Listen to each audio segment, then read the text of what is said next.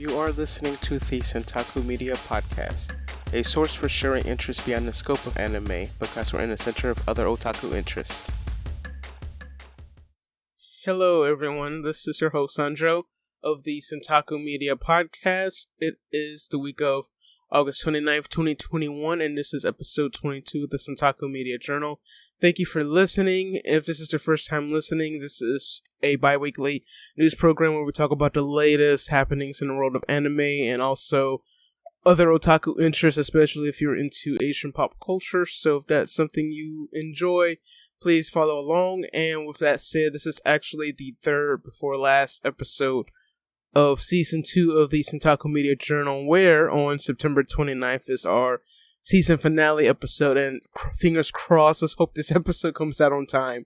So the previous episode, which was about JoJo's Bizarre Adventures, Stone Ocean, that's coming out in December, I actually didn't release that episode until on Saturday, so I was a few days late, and I have a feeling I might be late with this one, but if not, then I did something right. But if I sound a little loopy around this intro, it's because it's late and I need to be getting to bed soon before I go to work in the morning. But as soon as my deadline hits, I try to record, and I usually spend like a day or two trying to record it and edit it together.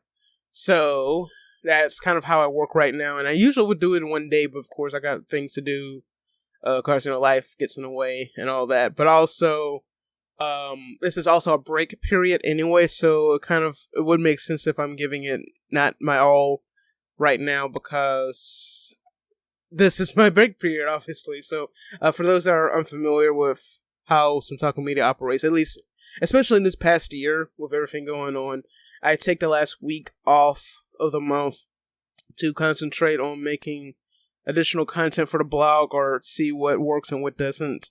That's basically reassess myself and also just take a break, because there's so much going on. So that's kind of where I am right now. But with this episode, we're actually back into the swing of things. So this is the first episode in September. And also with that said, with my break period, it also means that we're back streaming on Twitch. So for those that haven't been to the Twitch channel, we're streaming Shenmue 3 and Persona 5. And also for our variety gaming content on each respective days, we're streaming Genshin Impact, Stardew Valley, Pokemon Sword and Shield, and Final Fantasy XIV. And also with that said, we added a 4th stream day. So normally we've streamed Wednesday, Thursdays, and Fridays, but now we're adding Monday to the mix. So Monday and Wednesday will be streaming at 5 p.m. and on Thursday and Friday we'll be streaming at 9 p.m. And each of those days, 2 days we'll be playing Shenmue 3 and Persona 5 respectively. So be sure to check out the full schedule, which is viewable on centakumedia.com, and also that's where you'll be able to find show notes for this episode and past episodes as well. So also with that said, speaking of Twitch, there's a new series we have out called the Ikari Strain, where we talk about the little things that annoys us as we're fans of one thing or everything.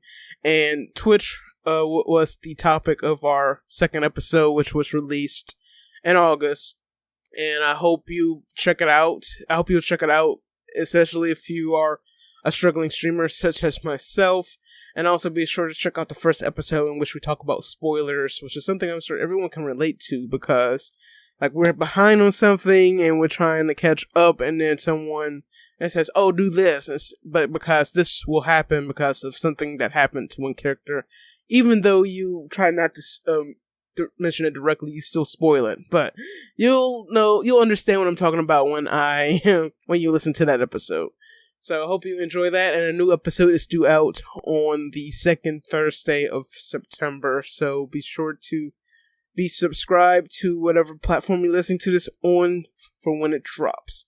And going back to Twitch before we move on, so we are actually 0.2 concurrent viewers away before we meet our requirements to become Twitch affiliates. So if you check out our channel, that's all we need, because we're actually getting better. I'm actually proud of myself of how I've been hustling, trying to, find my groove, and actually trying to get people to enjoy the content, because with that episode I was talking about the Akari strain, basically I've been here and there seeing all these advices, like people saying that this is a good advice, but I also don't like that, don't do that.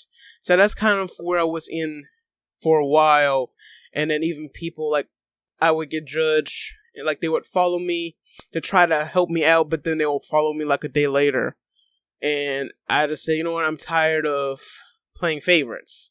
So I'm just basically doing my own thing and trying to get to where I need to be, you know, not just on Twitch, but also I'm trying to get in that same groove with blogging again, because things have changed as far as like promoting content or just writing content. Because blogging was a huge deal about a decade ago, but now it's kind of changed quite a bit because you got Twitter and Instagram and all that stuff. People rely on those platforms to find out what they need to know. So I'm trying to find a happy medium with that, especially when it comes to Twitch. So I would appreciate it. I would appreciate it if you stop by the channel just to see what's going on and what we're all about. And there might be spoilers, so if you can't watch it, I understand it's something that you're actually watching, but I would, it would mean so much for this year to me if I make it to affiliate. So that's kind of my goal right now. So hopefully it'll be a thing I will do this month, is to become affiliate. So I'm like really looking forward to it. But if Twitch is not your thing, there are other ways you can support, because we do have a Ko-fi account, which you can check out in the description of this episode. And also there's I think Stream Elements. Yes, I have a thing set up with Stream Elements where you can tip whatever amount, whatever amount that's set. So it's not a whole lot, but if you enjoy the effort I put into recording these episodes, writing content, streaming, that would, every little bit counts and will go towards, like web hosting and domain name renewal and all that stuff. So it will help me out a bit. I do have a job, just to preface this. So, but every little bit counts. So it's a part-time job, but also, don't mind having two jobs. So that's something really exciting to think about down the line, but not too excited. I shouldn't get too excited, and I think I've rambled on long enough. And I did say I'm probably recording this late when I should be in bed getting ready for work. So I hope you enjoyed this episode. Again, we're 3 episodes away from the season finale, or rather third to last before the season finale. So I hope you enjoy this episode. And again, if there's anything you want to suggest we cover on the podcast, be sure to hit up our contact form on centakumedia.com to suggest what you would like to hear. Probably next season or any future special episodes that you would like to hear. But even though the Centaku Media Journal will be on hiatus, there will be other episodes being released between seasons, so be sure to stay tuned for more content. Anyway, so I think that's all I have for right now to talk about as far as what's going on in the Centaku Media universe. Also, be sure to check out our Discord. Join our Discord to help us out too in that area if you want to talk a lot about what's being talked about in these episodes.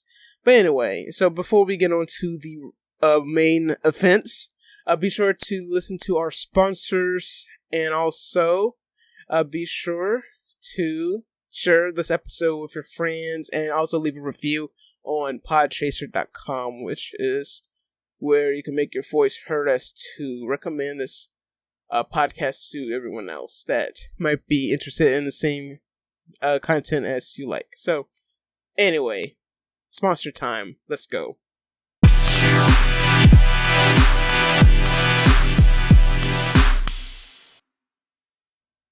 Alright, welcome back to episode 22 of the Centaku Media Journal, and we're gonna kick off the episode with some anime news. And if you couldn't tell by the episode art, we finally got the first shots of the live-action Cowboy Bebop series that's being produced at Netflix, and we finally got to see full shots of Spike, which is played by John Cho, Jet, who's played by Mustafa Shakir, and Faye, Danielia Pineda as Faye. I hope I pronounced that correctly. But so they are the living, breathing versions of the Bebop crew. And those are the only characters we see so far, but I don't know if there's going to be a id. I think there's going to be a id. I think there's a cast list here to the notes here. But we'll find out. But anyway, so yeah, we finally got the first shots of the Bebop crew. And it might be good, it might be bad. It's promising, and it seems like it's making, I think they put a lot of effort into trying to be as faithful as possible. And there's even an interview with John Cho where he's basically he was worried that he wouldn't pull it off good because I totally forgot about this, but Spike is 25 in this series. And John Cho himself, he's actually 49, and also I feel old, because for those that are out of the loop, you remember John Cho rose to fame in that movie, Harold and Kumar Go to White Castle, and then of course a sequel after that. But it's been like at least 20 years since that movie came out, so I really feel old. And so he was worried about that, but he got into it by watching the original series, and he was like, yeah, we need to get Yoko Kanno on board. So they're trying to stay to the original as possible, so I'm actually glad that they're doing that. So that's actually pretty cool. But just to give you an idea what's going on for those that are out of the loop, so they finally, on their Netflix Geeked Twitter account, we finally got the first shots of the live-action Cowboy Bebop. And of course it's based on the anime series, but in addition to the cast I just mentioned, you also got Alex Hassel, who will be playing Fishes, Elena Satine as Julia, and also for other characters that might come to mind. Some of these are minor characters, but of course, as far as I know, I don't see anything for Ed. So you gotta have Ed in there somewhere. Ed is in there, but they don't have the cast for it yet. Maybe it's later. But, so we got Jeff Stoltz as Chalmers, Jet's ex-partner, Tamara Tooney as Anna, Martian club owner, Mason Alexander Park as Grin, Anna's right-hand person, Rachel House as Mao, White Tiger's capo, Antrong as Shin, one of Fisher's twin henchmen, and Hal Sunday, or Swandy, I hope I pronounced that right, as Lin, one of Fisher's other twin henchmen. I guess one of the, I guess that's Shin and Lin. So, and the actress that plays Faye, Danelia Pineda, revealed on Instagram in March that they had finished filming the first season. So, So how many seasons are there? It might be like 12. But you gotta remember, too, that the original anime run was like 25, 26 episodes, right? So I'm guessing the pacing will be similar to that. But the question is it going to be 30-minute episodes or hour-long episodes? It has to be at least 30 minutes if they want to keep the pacing on the show. But for those that are curious as to when it will air on November 19th. So November is actually going to be lit because I realized that in addition to Cowboy Bebop dropping on Netflix on November 19th, that's also the same day that the early access opens for Final Fantasy XIV Endwalker, and I think that's also the same day, or at least sometime that week, that the remakes for Pokemon Diamond and Pearl come out for the Switch. And I think another game comes out in November. I think it's Shin Megami Tensei 5, which is based on the Persona universe. So yeah, so there's a lot of things happening in November. So, and plus, it's the week before Thanksgiving, so that's really going to be crazy. So, so that's a lot exciting for those that are interested in this kind of thing. But again, as I said, it might be good, it might be bad, and of course, when you have live action adaptations of anime, it's kind of a mixed bag, but most of the opinion is probably going to be, no, this is going to suck. And I'm sure there's some people like that already saying, no, we're not watching this because of, what's going on. But from what I see of the pictures, they look really good. So, like, you can't judge a book by its cover. And also, I will add that I have seen the live-action Sonic the Hedgehog movie. It was actually pretty good. And of course, would have been bad. I would not have watched it if they had kept the original concept of Sonic the Hedgehog, because that was horrendous. So I'm sorry, that was horrendous. But no, they actually did really good on the Sonic the Hedgehog movie. I totally recommend it, and I believe it's on the Amazon Prime. If you have a Prime subscription. So if it is, be sure to check it out. But it's going to be somewhere. Just be sure to check it out legally. So yeah. But anyway, so that's it for news on Cowboy Bebop. But next, we're going to talk about some more a movie. So we're going to talk about the new My Hero Academia movie, which opened recently in Japan, which is called World Heroes Mission. So it came out. When did it come out? Wow. So it came out in late July. Actually, no. August 6th. Okay, August 6th is when it came out. But it's been doing really well. It premiered. Well, let's see. So far, it's earned 1.6 billion yen and sold approximately 1.28 million tickets in its first 10 days after opening in Japan on August 6th.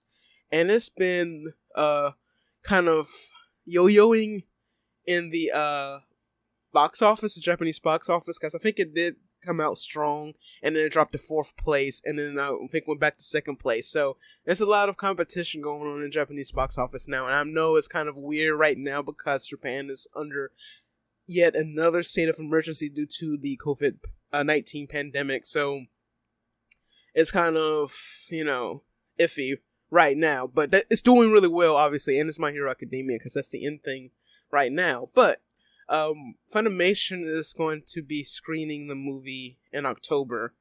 So they said that the third anime film will be in Japanese with English subtitles and also an English dub. And they plan on screening it in over 1,500 theaters in the US, Canada, the UK, and Ireland on October 29th, and in Australia and New Zealand on the 28th of October. And will also be screened in Latin America in Spanish and Portuguese, since that's where they're operating now. Since I think that was like a lot of the big news from that Funimation Con at Home Con they had last year. So I think last year they finally opened up service in Latin America. And also their Funimation's global group, Wakanim. Wakanim will screen the film in Finland, Sweden, Norway, Denmark, and Iceland with English subtitles, as well as each country's respective language except Iceland. So they also have an English subtitled trailer. But they did reveal that the cast so far will have Christina Fiespino and Ryan Colt Levy as Roddy Soul, and as well as Robbie Damon playing Flectturn. I can't see what. Hold on, is it Flectturn? Okay, so I'm a little out of the loop with My Hero, so I'm pretty sure it's a movie exclusive characters. I'm like 15 episodes behind on the current season, so don't judge me. But anyway, so the story of Hero's Mission, it's about a mysterious organization dedicated to the destruction of people with quirks. They issued a threat and have set bombs off all over the world. So pro-heroes and those in hero internships scramble to find the bombs. Of course, Deku, Bakugo, and Todoroki encounter Roddy, a boy living in a mobile home in their designated area of Ocean, and end up working with him. And so, of course, the original mangaka, Koei Horikoshi, he's serving as the chief supervisor and the original character designer. And some other returning staff include Kenji Nagasaki. He's returning from the anime series and from the two previous films in the franchise to direct World Heroes Mission at Bones. And of course, you got Yosuke Kuroda as the scriptwriter, Yoshihiko Umakoshi as the character designer, and composer Yuki Hayashi. And my favorite J-Rock band, or J-Alt, I guess you would consider them, Asian Kung Fu Generation performed the theme song Empathy and the insert song Flowers.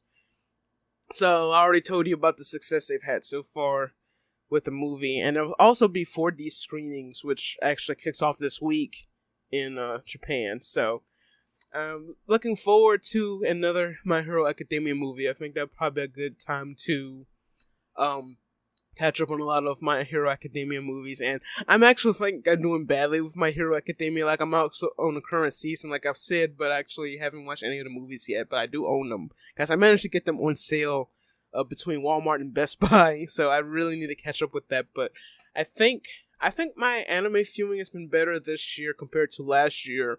And as of recording this, I actually just started watching JoJo's Bizarre Adventure. So I'm on episode 16 as I speak. And I know it should be higher, but I'm like, with between podcasting, streaming, and my actual day job, I'm trying to find that right balance. And plus, I need a rest too. So I watch other things other than just anime, and I try to watch like 2 at a time, but I'm trying to like keep it 1 at a time now because that's my mood.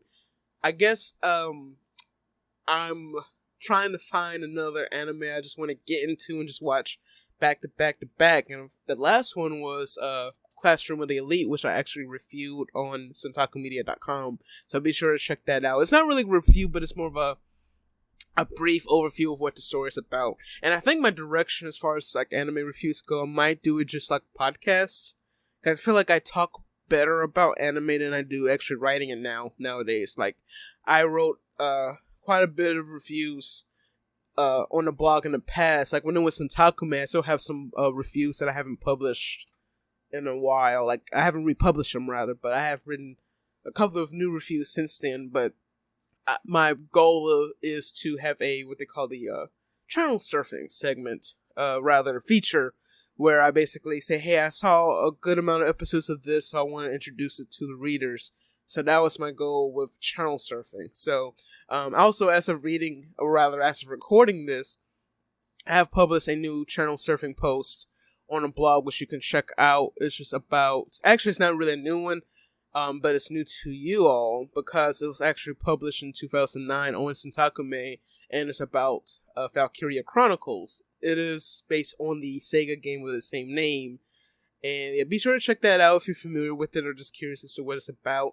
I don't know what services it's streaming on, but I didn't realize it was that long ago. It was like 12 years ago. And again, time flies and it feels so old just thinking about it. But that's a game I hope to play on stream someday. But of course, I got like a backlog of games I'm playing now on the stream and a backlog of games I need to play for the stream. And considering my schedule right now, I'm like, I don't think I can do this at all. But, I mean, I can do this, but I can't. Unfortunately, don't have all that time to be playing, all these games, because there's like 2 games I really want to get into, like right now, Shenmue 3 and Persona 5. But, alright, I've rambled on long enough. I'm sorry about that. But, anyway, one of my other favorite pastimes in anime, apparently having a mini series coming out this October as well. So again, October, it looks like October's going to be loaded, but not quite as loaded as November. But so the Mobile Suit Gundam franchise are getting a web series called Gundam Breaker Battlelog. So it's a short anime shorts that was announced recently, and they revealed the cast and a trailer for it. So the voice cast rather includes Yuka Iguchi as Misa Sasukino, Kensho Ono as Ryusei Fudo, Rie Takahashi as Sana Miyama, Yuki Ono as Toma Aizen, Tomokazu Sugita as Kadomatsu, and the mecha in the anime will include Gundam Helios, Blazing Gundam, Gundam Perfect Strike Freedom, Gundam Life Lance Heaven, Gundam 00 Command Quanti, and Gundam Barbatarus. I don't know if it's actually Barbataro. Okay, I'm a little out of the loop on some of my Gundams, but Barbatarus, I thought it was Barbatos, which is, I think, a mobile suit in Iron-Blooded Orphans. I know I'm probably going to get slapped if I got it right, but I know there was Barbatos, but I haven't heard of that one. But I'm guessing it exists if they actually spelled it that way in the article, and then in the trailer they spelled it like that too. But the trailer is also in the show notes if you're all curious about it. And also, I played it on the on my live stream at one point from the Twitter account, so I didn't anger the Twitch god, so it was all good. But also, just a shameless self-promotion. I am trying to do a little bit of anime news during my live stream, but only where it's appropriate, because I'm trying to add in more time for, or rather, use up as much time as possible for gaming. So be sure to check out the streams at twitch.tv/Centaku Media. So if you want to get some snippets of some anime t-shirts that look really cool. So so more news about more story about the anime, the Gundam Build Fighters Actually, no, it's Gundam Breaker Battlelog. But there's some staff people involved from Gundam Build Fighters, and one of them is Masami Obari, who is directing the anime.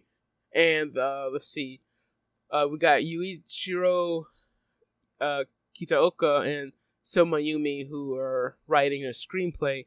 And we got Kenichi Onuki, who of Golden Kamui, Digimon Universe, Apply Monsters, and Shuri Toida, also Gundam Build Fighters Re-Rise. They're designing the characters. And we basically, it's also based on the Gundam Breakers video game series.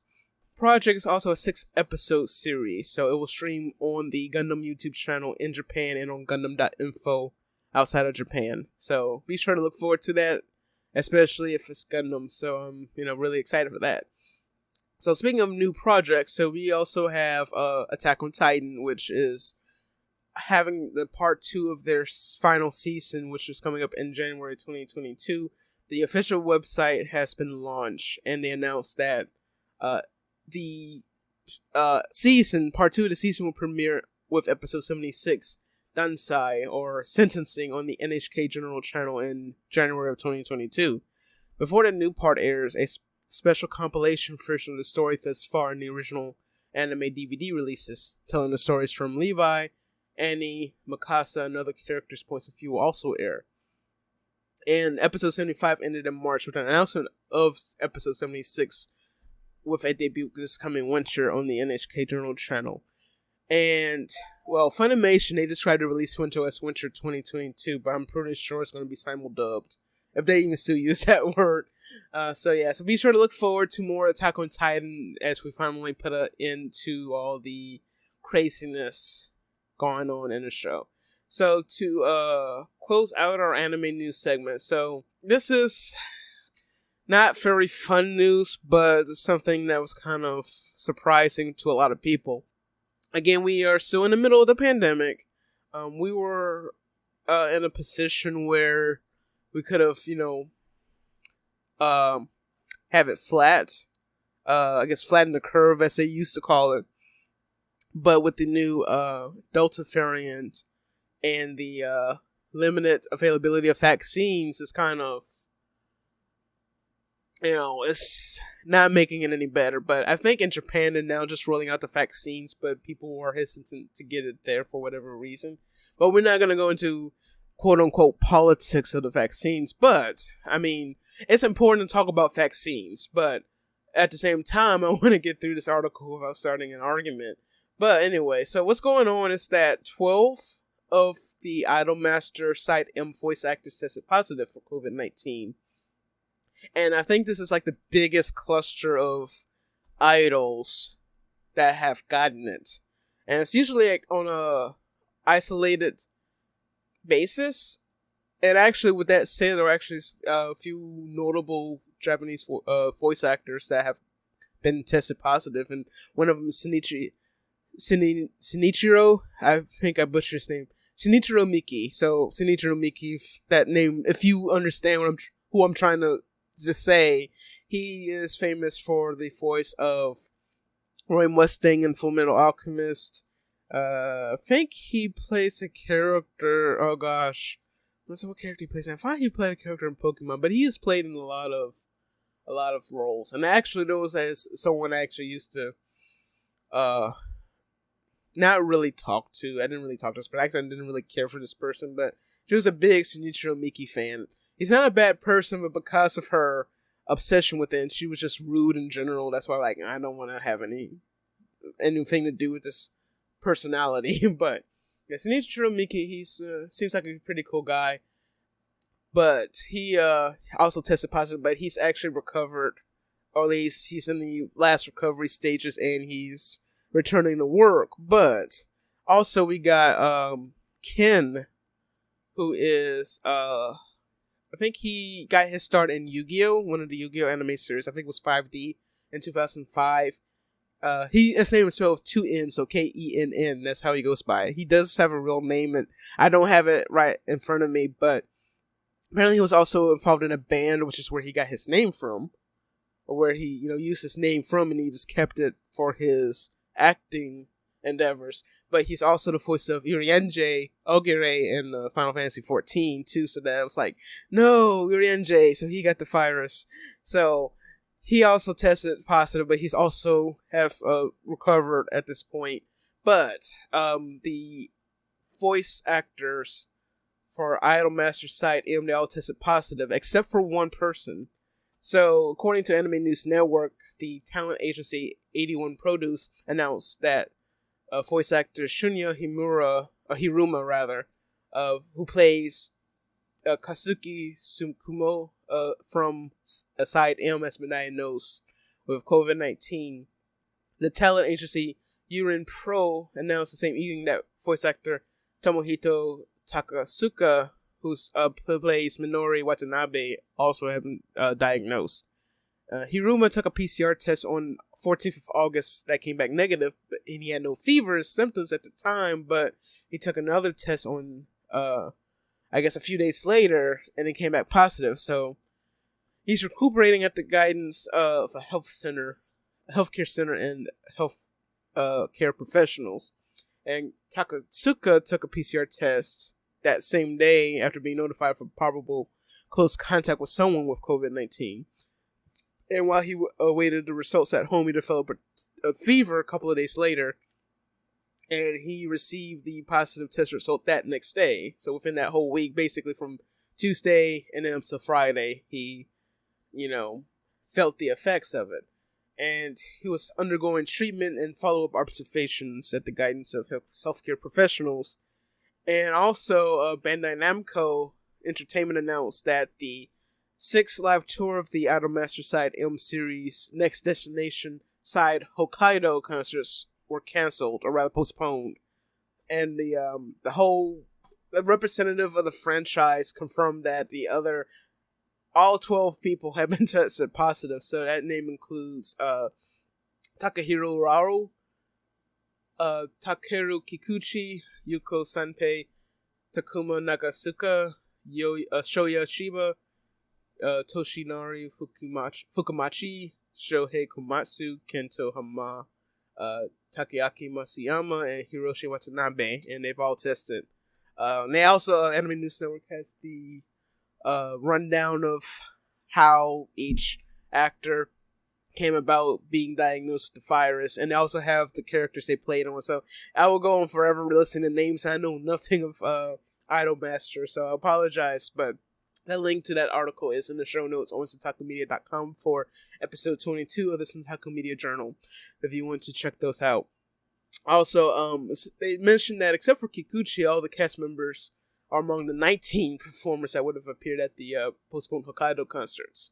And Yoshiki Nakajima, who plays Shiro Yamashita, received a positive test back in July, 22nd of July.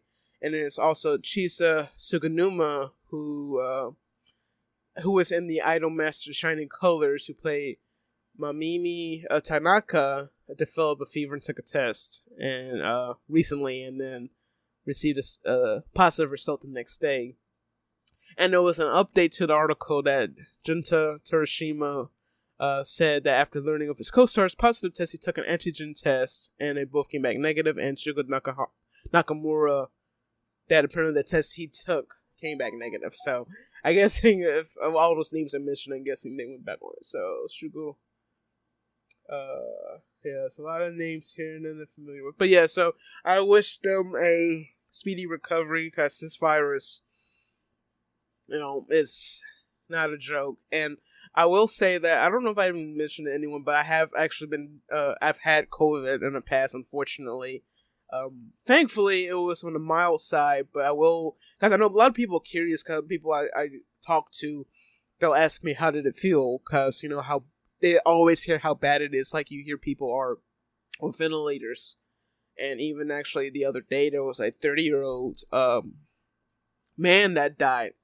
Mind you, he's 30. And, before it was all the older people that died. But now with the new variant, it seems like it doesn't care. There's no discrimination. There's definitely no discrimination with this virus. But what's messed up is that he was anti-mask, anti-vaccine. And I'm not even going to mention his name, like, not just out of respect, but I just don't want anyone like trying to, start a chain conversation about it. But I think that's probably pretty obvious if you search it for yourself. It's, kind of easy considering how people have been stubborn in some areas about the virus.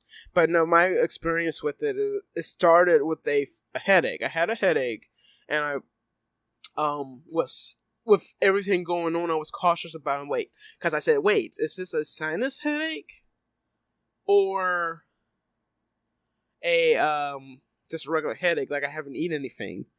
Because I do get sinus headaches. And then about maybe an hour or two later, I end up getting a fever. And I'm like, huh. So I said, I'm going to get tested. So I got tested, and also, unfortunately, it was the week before Thanksgiving when this happened. So normally you get your, like, as we mentioned with all the stars, they had their test returned like within a day or two, right?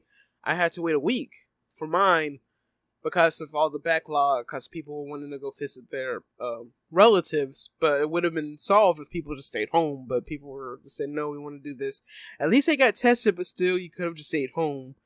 Yeah, I had to wait to get my results back. But yes, I also lost my sense of smell, and I still had my sense of my taste. I was still able to taste, but it was very dull. But no, I couldn't smell anything for 2 months. So yeah, that's what you're dealing with. Fortunately, fortunately, I didn't have a cough. I probably coughed like once. That's it. But the whole ordeal of having COVID, it was a really bad stuffed nose. And so now, a lot of people are going to say, oh, it's just a flu. Well, yeah, there's flu-like symptoms, but I wouldn't classify this as a flu. Because people are going to say, oh, more people have died from the flu. But no, this is abnormal compared to a cold and a flu. So yeah, I think I recovered after a couple of weeks and I went back to work.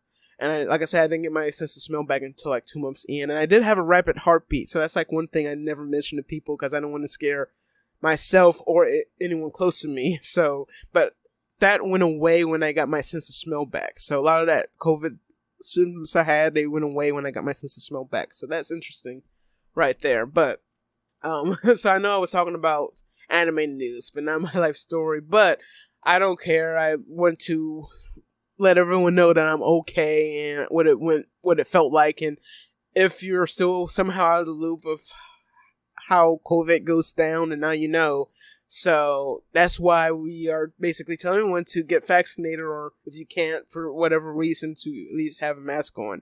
And actually, a part of that I'm actually going to talk about later on in the podcast about certain events that are happening, conventions actually that's still happening this year that actually have some rules in place that will change the shape of cons for at least the next few years. So, with that said, we're going to move on to our gaming news now that we are done with the anime news segment. Okay, so to kick off our gaming news segment, we have an update to the Pokemon Go story I talked about some episodes ago about the controversy surrounding Niantic's decision to reduce the distance from 80 meters to 40. So, a lot of the people heavily involved with Pokemon Go, the fan community, they were boycotting the game because because at that point, the reason Niantic lowered the distance from 80 meters to 40 meters is because all the cases of COVID were down. But now we're pretty much back to where we were, and I hate to say it, almost at Christmas levels, Thanksgiving and Christmas levels. They, like, Niantic weren't even batting an eye, so people were like, what the heck are you doing? Why don't you increase it again, because this is getting out of control again. We're not back to normal yet. But they pretty much,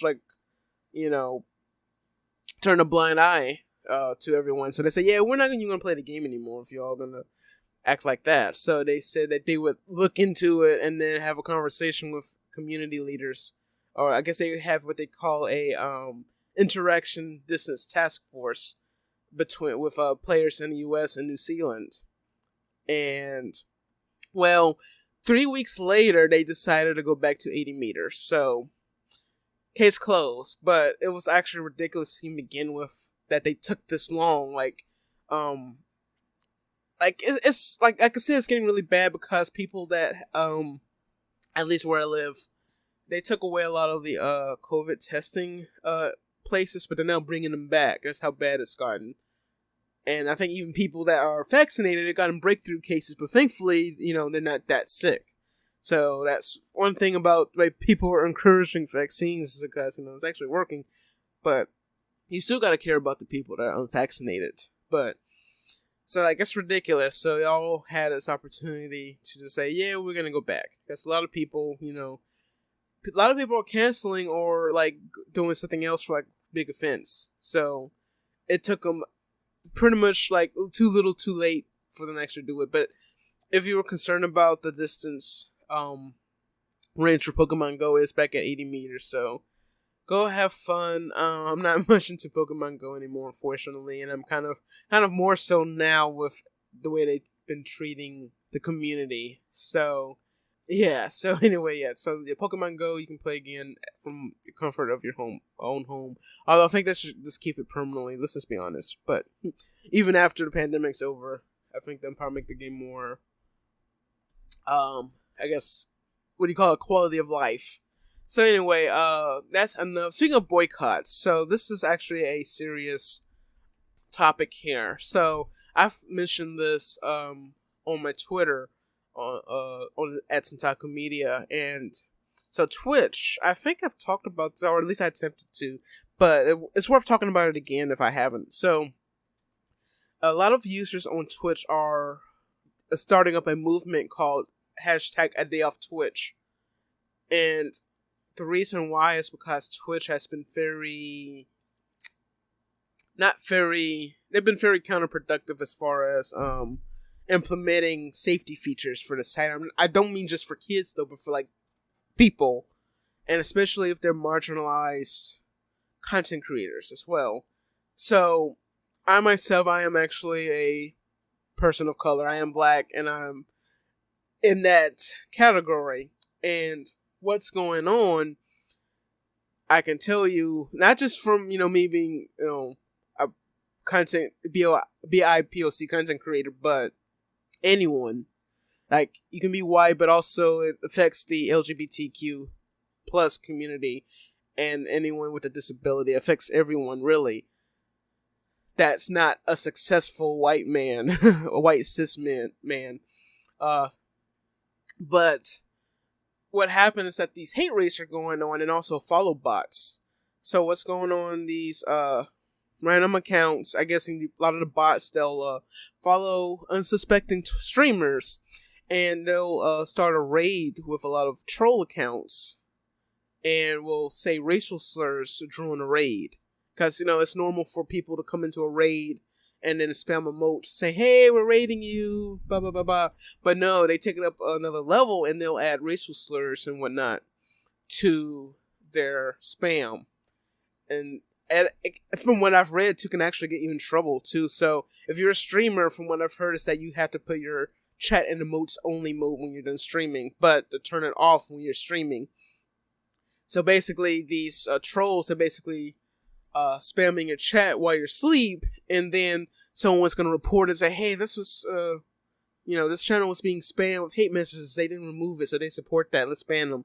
And it's really dumb. It's incredibly dumb, and it also kind of, makes you think, like, it's 2021 and we have grown adults hiding behind computers, doing childish things. So, yeah, just think about that. So you understand why this is a thing.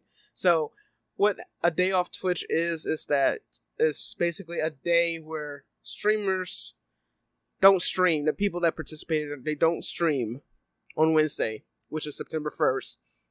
And also, if you're not a streamer, you don't go to the site whatsoever on September 1st. So you can just not watch it and not stream it. So that basically kills Twitch, right? Which is an Amazon company.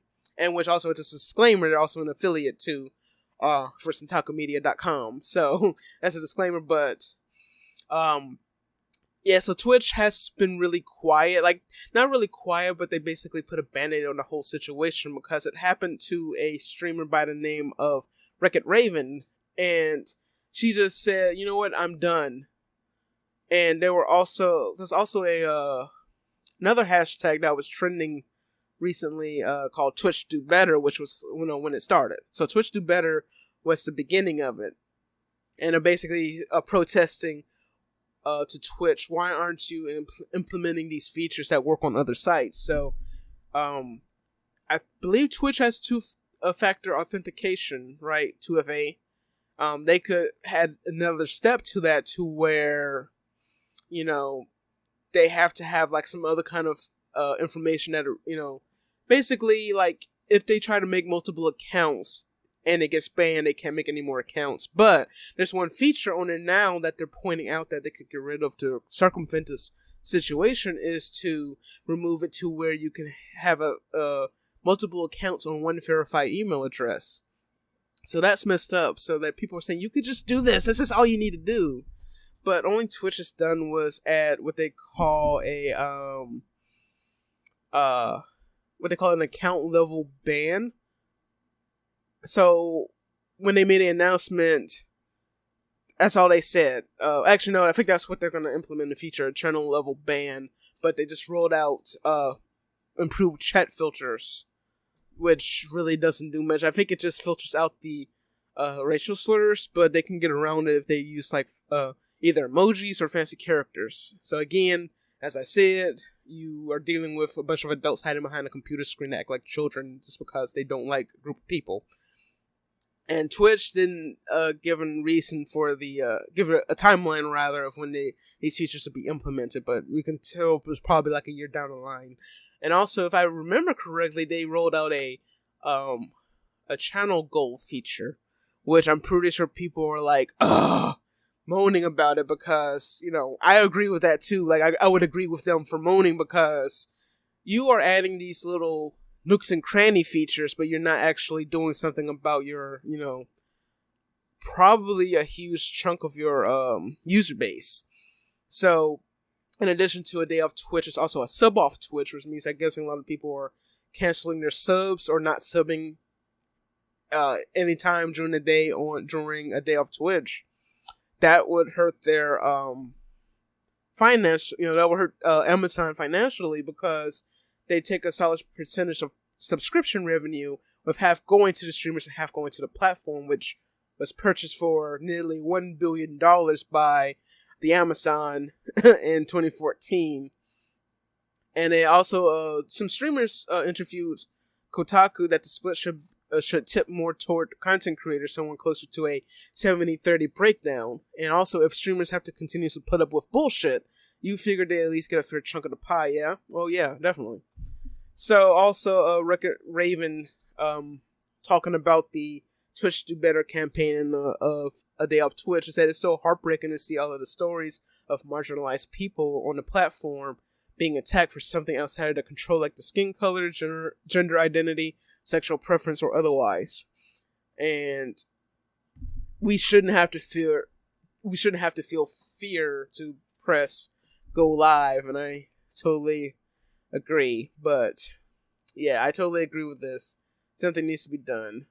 So that is what A Day Off Twitch is about. So now that you know what's going on, you understand why it's a big deal. So all eyes are going to be on Twitch, and if anything, like I say this as I'm currently streaming on Twitch, but I believe that if Twitch doesn't do anything in the next year, it feels like something bad is going to happen on their part, not really on the content creators. Or something like, I don't know if, like, let's say the FCC is going to step in and say, what the hell are you doing?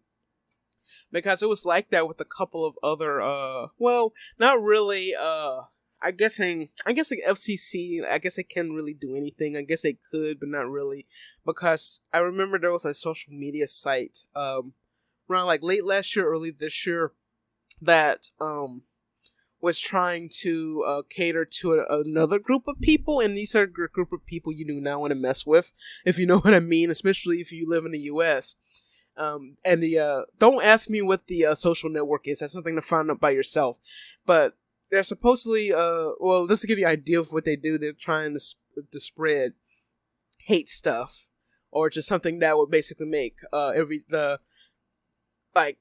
decisions that they disagree with that actually makes things better for a lot of people, if you know what I mean. Kind of like with a certain 45th president of the U.S. That's what I'm trying to talk about. So that's when you get an idea of what I'm talking about. But because of the content that was on this social network platform, they I think it was Google and Apple, they removed their app from the App Store because of the content that they are catering to, the content they have that people are catering to.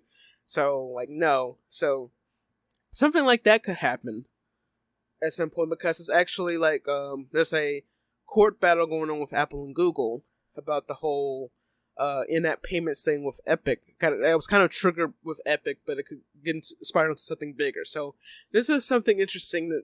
Let's see what comes out of it. So, keep your eyes on Twitch for the next year and see what happens. But that's it for Twitch news. Also, the next news story I have, we got a story of South Korea, and apparently they had a gaming curfew law, as they call it, the Youth Protection Act of 2011.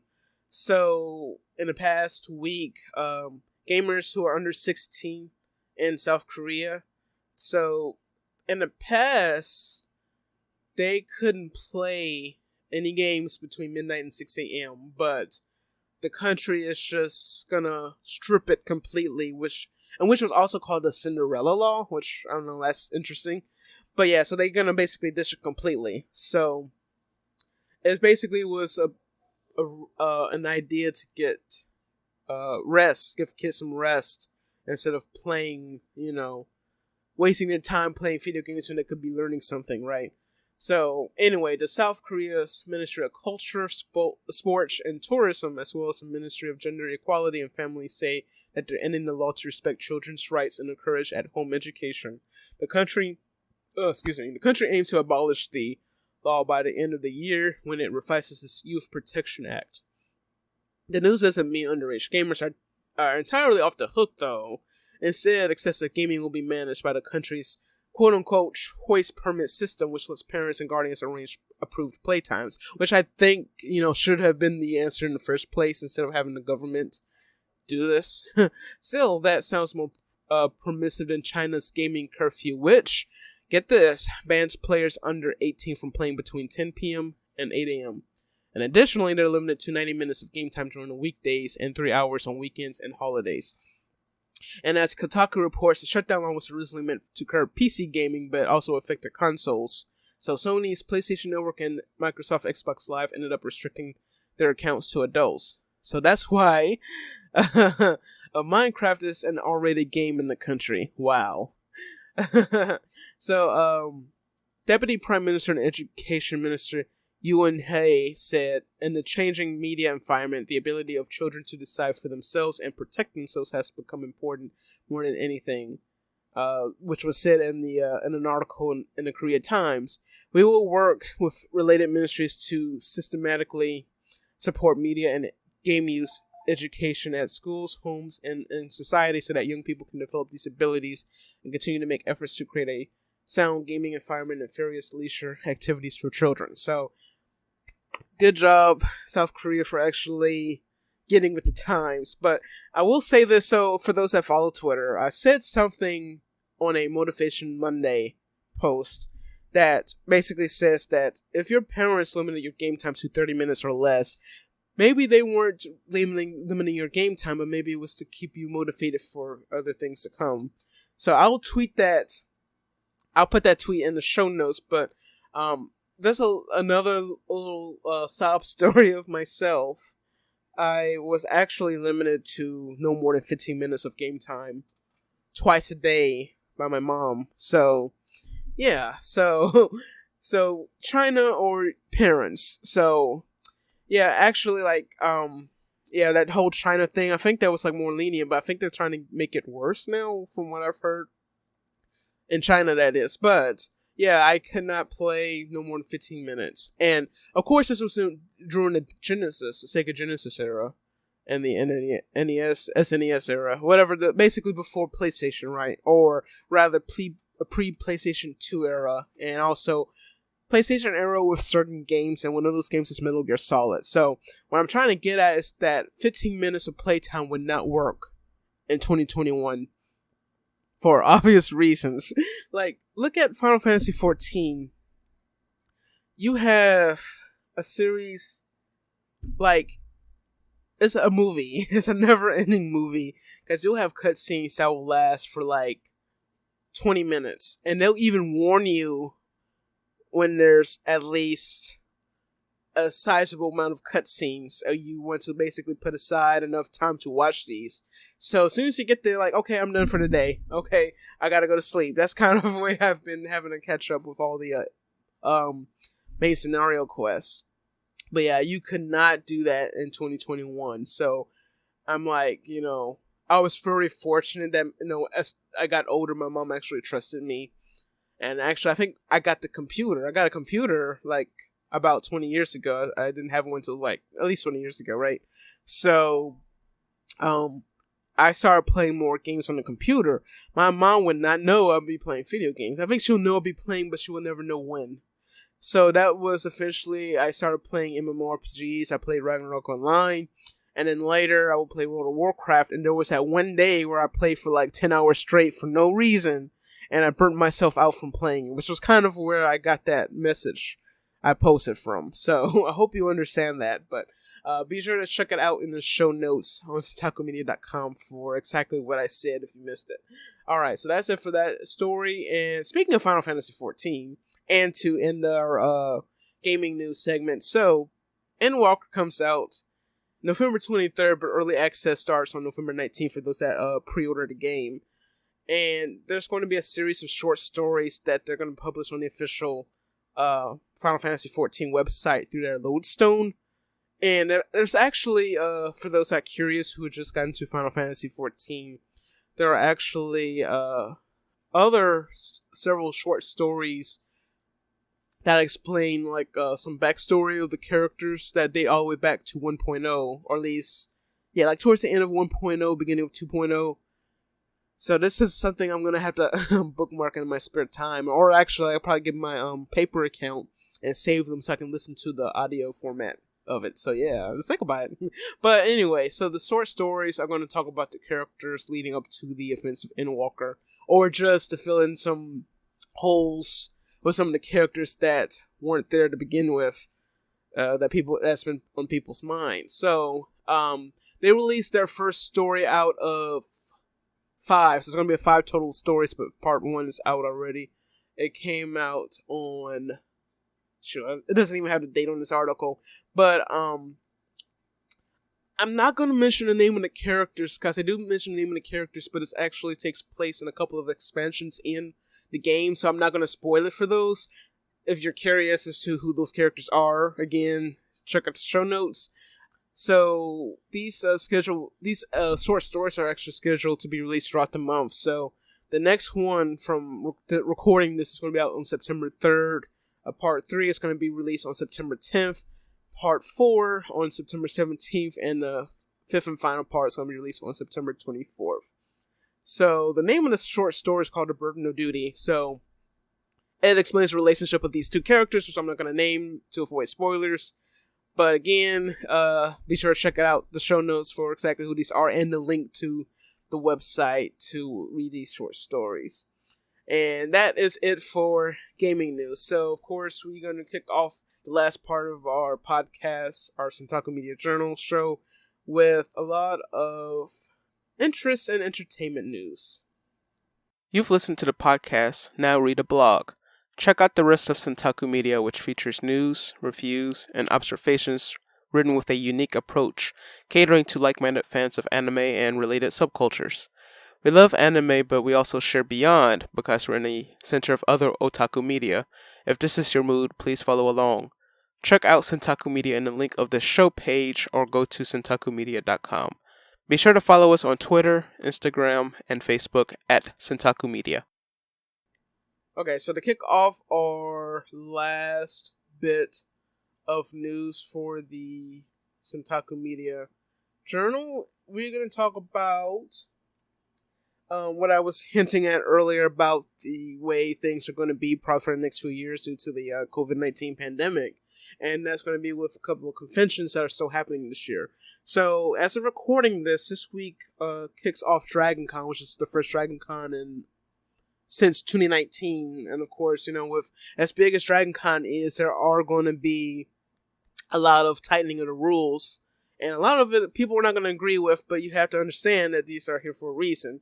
And it's been proven that it's safe to have these as long as they have these in effect. And of course, people are not going to agree with it. But this is kind of where we are because we had a chance to fix it. But, they're going to basically put these rules in place. So anyway, instead of beating around the bush, so Dragon Con, they're going to require proof of vaccination for attendance at their event this year. And basically, you get vaccinated. So if you get vaccinated 2 weeks before the con, you're good. So you gotta get vaccinated now. Oh, well, of course, Dragon Con is, here, basically, by the time you hear this episode. But, another convention, this is also in Atlanta, coming up soon. It was this Anime Week in Atlanta. They are also going to require a proof of vaccine or a negative COVID test within 72 hours of attending the event. I think that's what it is, right? Hold on. There's actually two versions of these. So I'll read you the first version because there have been significant changes.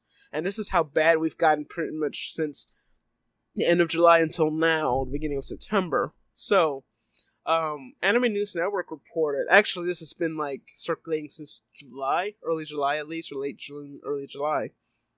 So, AWA originally revealed their COVID policy, their anti-COVID policy, saying that they will be required to wear a mask, which is going to be a thing for a while, so you can't ignore that. And of course, the mandate applies to hotel staff, convention staff, the directors, crew, vendors, artists, and exhibitors of AWA, as well as any human over the age of 2.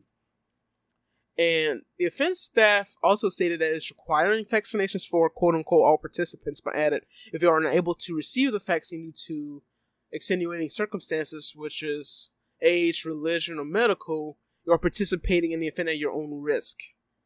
And initially, again, keyword initially, vaccine cards will not be required to pick up a badge. However, attendees can also present vaccination cards while picking up their badges so as to get a quote-unquote special ticket, sticker, that completes their badge design. The sticker will let other attendees know a participant's vaccine status. And also, you have to actually wear a mask, a mask like you've seen, like a N95 or KN95 in that style, or a surgical mask, but you can't wear one of those neck wraps. You can't wear those, or a t-shirt around your face. It has to be an actual mask that has been cleared with the CDC or the World Health Organization for COVID prevention. However, as of August 23rd, again, Anime News Network originally posted a story on August 2nd with all the information I just read, but on AWA's website, as of August 23rd, they are requiring proof of vaccinations or a negative COVID-19 test from no more than 3 days before the day you pick up your badge. So no exceptions on this one. And this will be a requirement moving forward. So you have to get your vaccine now if you haven't. And of course, in case you can't, then you have to get the test. So it's also, again, you're attending an event at your own risk. So if you can't get vaccinated for whatever reason, you have to have the test. So, you can use your actual vaccine card, or actually there are, if you're curious, if you don't want to take your actual vaccine card with you, they are welcoming information verified by Clear, Common Pass, and Excelsior Pass, for digital versions of the vaccine card, which is actually something I'm actually looking into, so that's actually a good idea. I'm glad they actually put that up there. If you have another vaccine verification app, you can email AWA at info@awa.com so they can, check to see if that will work.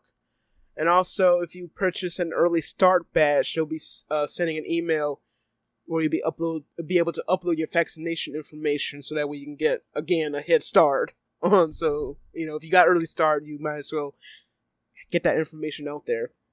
But if you prefer to provide a negative test or check in person, your mailing costs will be refunded to you. So that's actually good too. And again, mask required, no exceptions, no alternatives either. Not the neck things like I was talking about. So everyone, including any human over the age of 2, are required to have a mask at all times, with the exception of eating and drinking. And it will be strictly enforced. And of course, there will be specific locations for consumption of drinks and food, but you cannot take off your mask for photos unless you're outside. So, there you go. So, again, this is something to consider at your own risk. I know a lot of people are kind of iffy on going, and it's very understandable, and I'm also debating whether if I want to go or not. So, I am vaccinated, so I am fine. I don't have 5G cells, unfortunately, but I am good.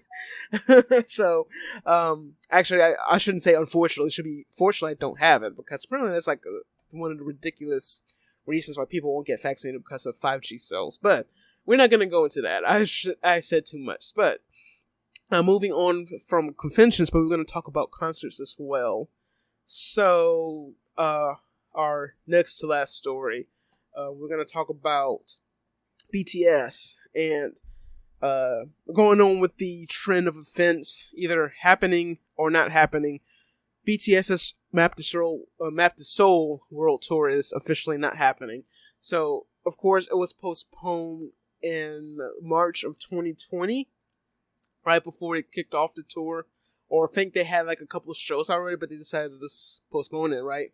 And they were to have some tour stops in the U.S. around May or June, and actually Atlanta was one of them. I actually had my ticket for them, but because of the cancellation, they have officially refunded tickets, and I confirmed that I have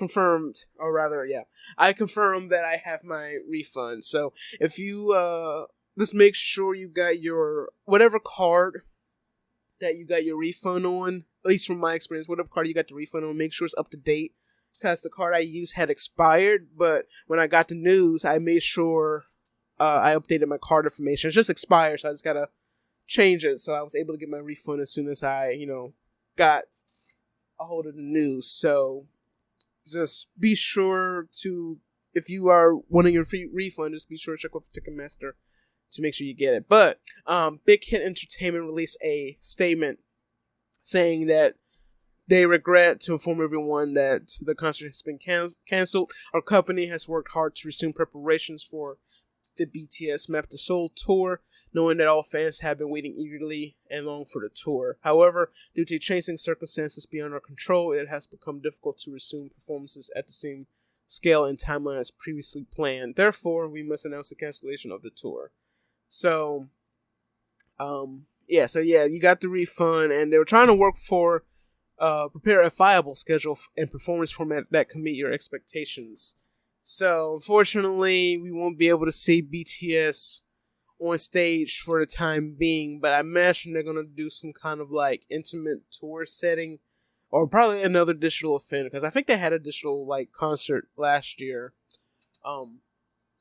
probably several months later after they would have finished their tour. So it is what it is, unfortunately. So, be sure to stay on the lookout for more BTS goodness. There's plenty of BTS goodness. I would say go to Korea Boo if you are into BTS every waking hour of the day. So, but anything of interest that involves concerts and BTS or just K-pop or J-pop concerts in general, I'll be sure to talk about it in an upcoming episode of the Centaku Media Journal.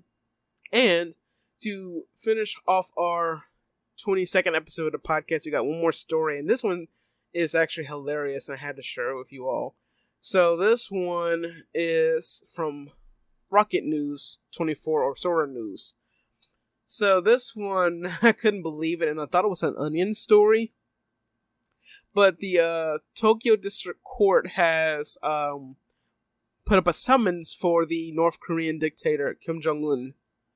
So, I'm like, what? Why? Is this a joke? No, apparently it's real. So, the legal, from what they said, that the legal system in Japan runs a strict protocol to help ensure fairness, and rules must be followed to the letter without bias, even if there are times when bias is usually screaming at you to stop in the name of common sense.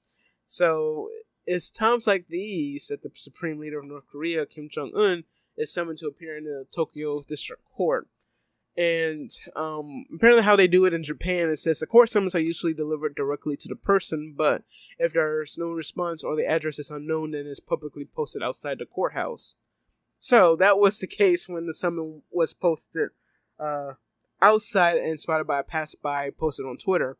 And apparently there was a huge crowd, and according to the translation of the tweet, it says there was a crowd in front of the Tokyo District Court bulletin board. So when I went to look, scrunchy face, like, ew, cringe. So, they said that apparently Kim Jong-Un is the target of a 500 million yen or $4.5 million lawsuit in US dollars by 5 plaintiffs who claimed that they were misled into moving to the rogue state and forced to live a harsh life.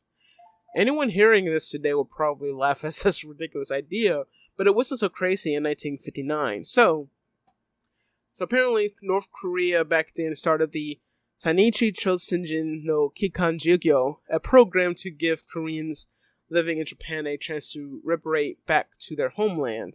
At this time, communism was a far more and new attractive notion, and some people were betting on North Korea emerging as a more successful of the two halves of the relatively recently divided Korea. So a lot of people answered the call, but North Korea was also eager to receive people from Japan in hopes of getting skilled labor to help it grow.